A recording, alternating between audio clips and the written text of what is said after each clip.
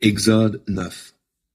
L'Éternel dit à Moïse, va trouver le Pharaon et déclare-lui, voici ce qu'ordonne l'Éternel, le Dieu des Hébreux. Laisse aller mon peuple pour qu'il me rende un culte.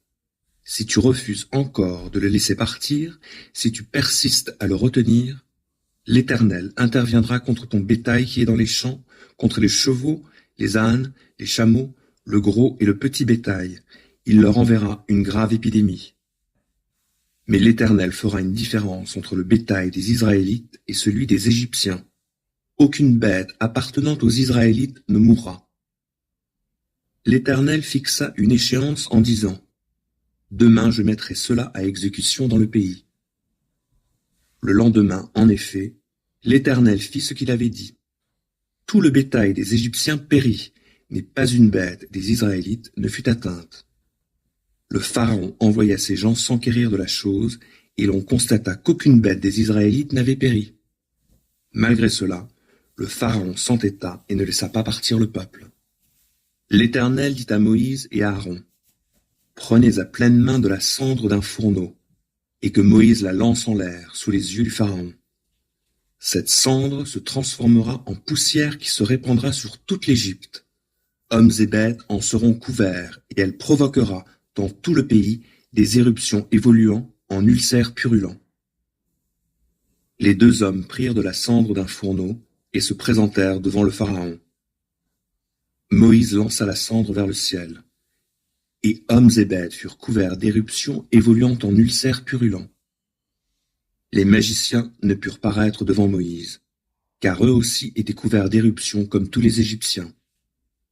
Mais l'Éternel fit que le Pharaon s'obstine, de sorte que celui-ci n'écouta pas les deux hommes, comme l'Éternel l'avait dit à Moïse. L'Éternel ordonna à Moïse, « Va de bon matin te présenter devant le Pharaon et dis-lui, « Voici ce que t'ordonne l'Éternel, le Dieu des Hébreux. Laisse aller mon peuple pour qu'il me rende un culte, car cette fois-ci, je vais déchaîner toutes sortes de fléaux contre ta personne, contre tes hauts fonctionnaires et contre tes sujets, afin que tu saches que nul n'est semblable à moi sur toute la terre. J'aurais pu tout de suite te frapper de la peste, ainsi que tes sujets, et tu aurais déjà disparu de la terre. Mais voici pourquoi je t'ai laissé en vie. C'est pour te faire voir ma puissance et pour que ma renommée se répande par toute la terre. Tu persistes à t'opposer au départ de mon peuple. Soit, demain à la même heure, je ferai pleuvoir une grêle si violente qu'il n'y en a jamais eu de semblable dans toute l'histoire de l'Égypte. Maintenant, fais mettre à l'abri ton bétail et tout ce que tu as au champ. Car tous ceux qui se trouveront en plein champ, qui n'auront pas regagné leur demeure, hommes ou bêtes, périront victimes de la grêle. Ceux des hauts fonctionnaires du Pharaon qui prirent au sérieux la parole de l'Éternel firent mettre en hâte leurs serviteurs et leur bétail à l'abri dans leurs maisons. Mais ceux qui n'y prêtèrent pas attention laissèrent les leurs dans les champs. L'Éternel dit à Moïse, « Étends la main vers le ciel, et que la grêle s'abatte sur toute l'Égypte, sur les hommes, les bêtes et toute la végétation dans le pays. » Moïse leva son bâton vers le ciel, et l'Éternel déchaîna le tonnerre et la grêle, et la foudre s'abattit sur la terre. L'Éternel fit tomber la grêle sur l'Égypte. Des éclairs jaillissaient au milieu de la grêle, et la grêle était si violente qu'il n'y en avait jamais eu de semblable dans toute l'Égypte depuis que la nation existe. Dans l'ensemble du pays, la grêle frappa tout ce qui se trouvait aux champs, hommes ou bêtes. Elle hacha toute la végétation et brisa tous les arbres. Seule la région de Goshen, où habitaient les Israélites, fut épargnée. Alors le Pharaon fit convoquer Moïse et Aaron et leur dit, « Cette fois-ci, je reconnais que j'ai péché. C'est l'Éternel qui est juste. Moi et mon peuple, nous sommes coupables.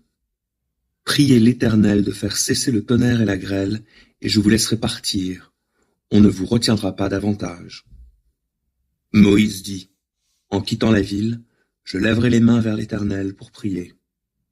Le tonnerre cessera et la grêle s'arrêtera, afin que tu saches que la terre appartient à l'Éternel. Quant à toi et à tes hauts fonctionnaires, je sais que vous ne craindrez encore pas l'Éternel Dieu. Le lin et l'orge avaient été détruits, car l'orge était en épi et le lin en fleurs. Mais le blé et l'épeautre, qui étaient plus tardifs, n'avaient pas souffert. Moïse sortit de chez le Pharaon. En quittant la ville, il leva les mains vers l'Éternel pour prier. Le tonnerre et la grêle cessèrent, et la pluie arrêta de tomber. Quand le Pharaon vit que la pluie, la grêle et le tonnerre avaient cessé, il persista dans son péché et s'entêta. Ses hauts fonctionnaires firent de même. Il s'obstina et ne laissa pas partir les Israélites, comme l'Éternel l'avait annoncé par l'intermédiaire de Moïse.